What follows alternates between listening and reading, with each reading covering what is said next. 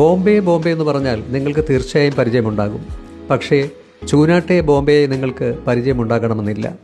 നമസ്കാരം, ഞാൻ CJ വാഹിദ്. ഇന്ന് ഓണാട്ടുകരയിലെ നാട്ടുചന്തയായ ചൂനാട്ടെ ബോംബെ കോർണറിനെ കുറിച്ച് ഉള്ള ഒരു വീഡിയോ ആണ് ഉൾപ്പെടുത്തിയിരിക്കുന്നത്.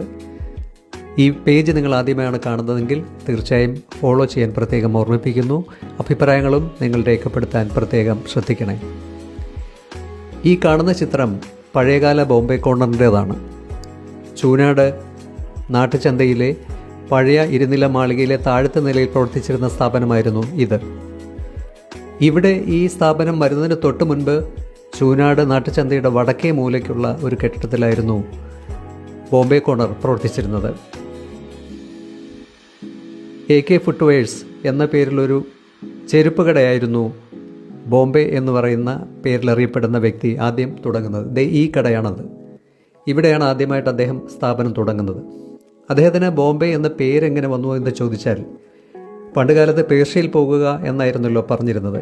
അങ്ങനെ പേർഷ്യയിൽ പോകാനായി വസ്തുവൊക്കെ വിറ്റ് 10-13,000 രൂപ മുടക്കി വിസയൊക്കെ സംഘടിപ്പിച്ച് ബോംബെക്ക് പോയെങ്കിലും അവിടെ നിന്ന് പേർഷ്യയിലേക്ക് അല്ലെങ്കിൽ ഗൾഫിലേക്ക് പോകാൻ സാധിക്കാതെ ബോംബെയിൽ ഏറെക്കാലം കഴിയേണ്ടി വന്നു.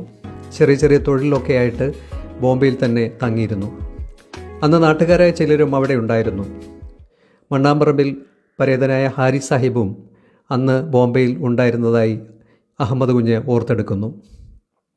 അതുപോലെ കുറ്റിയിലെ ഒരു കുടുംബാംഗം വളരെയധികം സഹായം അദ്ദേഹത്തിന് അക്കാലത്ത് ചെയ്ത കഥയും അദ്ദേഹം പങ്കുവയ്ക്കുകയുണ്ടായി. അങ്ങനെ നാട്ടിലെത്തിയതിന് ശേഷമാണ് ഇദ്ദേഹത്തിന് ബോംബെ എന്ന വിളിപ്പേര് വരുന്നത്. പ്ലാമളയിൽ മുഹമ്മദ് കുഞ്ഞ് സാഹിബാണ് ബോംബെക്കാരൻ എന്ന അർത്ഥത്തിൽ ഇദ്ദേഹത്തിന് ഒരു വിളിപ്പേര് ആദ്യമായി നൽകിയത്.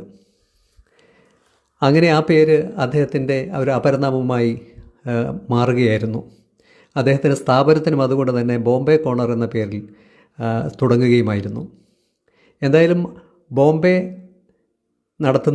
കോർണർ നടത്തുന്ന ആളിൻ്റെ പേര് അഹമ്മദ് കുഞ്ഞ് ആണെന്ന് പലർക്കും അറിയില്ല. പക്ഷേ ബോംബെ എന്ന് പറഞ്ഞാൽ ആളിനെ എല്ലാവർക്കും അറിയാം എന്നതും ഒരു സത്യമാണ്. തുടക്കത്തിൽ ഈ പറഞ്ഞതുപോലെ ഈ മാളികയുടെ താഴത്തെ നിലയിൽ ബോംബെ കോർണർ നടത്തിയിരുന്നു. ഒരുവിധപ്പെട്ട എല്ലാ വീട്ടാവശ്യങ്ങൾക്കുള്ള സാധനങ്ങളും അദ്ദേഹത്തിൻ്റെ കടയിൽ കിട്ടുമായിരുന്നു. വ്യത്യസ്തമായ കച്ചവട വസ്തുക്കൾ, അത് വാടകയ്ക്ക് നൽകാനുള്ള വീട്ടുപകരണങ്ങളുമൊക്കെ അക്കൂട്ടത്തിൽ ഉൾപ്പെടുന്നു. എവിടെയും കിട്ടാത്ത നിരവധി ഐറ്റങ്ങൾ അദ്ദേഹം നാട്ടുകാർക്കായി എത്തിച്ചിരുന്നു.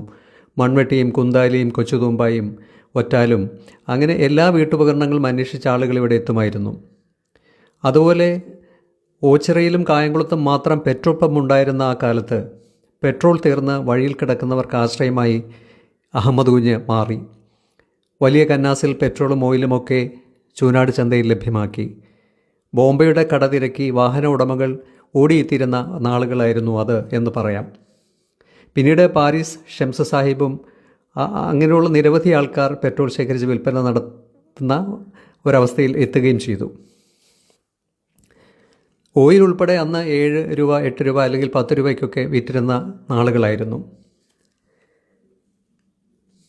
അതുപോലെ 1990 ആ കാലഘട്ടങ്ങളിലൊക്കെ ഇന്നത്തെ പോലെ ഇൻവെർട്ടർ ഇല്ലാതിരുന്ന ആ കാലത്ത് പെട്രോൾ മാക്സ് വിളക്കുകൾ അന്ന് ധാരാളമായി ഇദ്ദേഹത്തിൻ്റെ കടയിൽ ലഭ്യമായിരുന്നു. വാടകയ്ക്ക് നൽകിയിരുന്നു. മരണ വീടുകളിലും വിവാഹ അനുബന്ധ ചടങ്ങുകളൊക്കെ നടക്കുന്നിടത്തൊക്കെ രാത്രി ആവശ്യങ്ങൾക്കായിട്ട് പെട്രോൾ മാക്സ് വാടകയ്ക്ക് കൊടുക്കുന്ന ഒരു കട കൂടിയായിരുന്നു ബോംബെ കോർണർ. ഇപ്പോൾ പതിറ്റാണ്ടുകൾ പിന്നിട്ടിരിക്കുന്നു. 4 പതിറ്റാണ്ട് പിന്നിട്ട് കഴിഞ്ഞപ്പോൾ ചന്ത വികസന ഭാഗമായി പഴയ കെട്ടിടങ്ങളെല്ലാം പൊളിച്ചപ്പോൾ പഴയ ബോംബെ കോർണർ അവിടെ നിന്ന് മാറ്റി. ഇപ്പോൾ പോലീസ് സ്റ്റേഷനിലേക്ക് തിരിയുന്ന റോഡിന് വലതുവശത്തായിട്ടാണ് ബോംബെ കോർണർ പ്രവർത്തനം പുനരാരംഭിച്ചത്.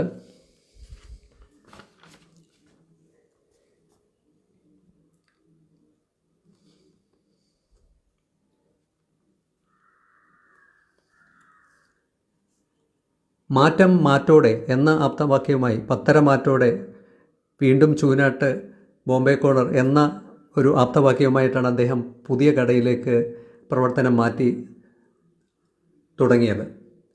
പത്തര മാറ്റോടെ വീണ്ടും ചൂനാട്ട്, മാറ്റം മാറ്റോടെ എന്ന ബോർഡ് തന്നെ അദ്ദേഹം ബോംബെ കോർണറിൻ്റെ ആരോ മാർക്ക് കൊടുത്തിട്ട് റോഡ് സൈഡിൽ സ്ഥാപിച്ചിട്ടുണ്ട്.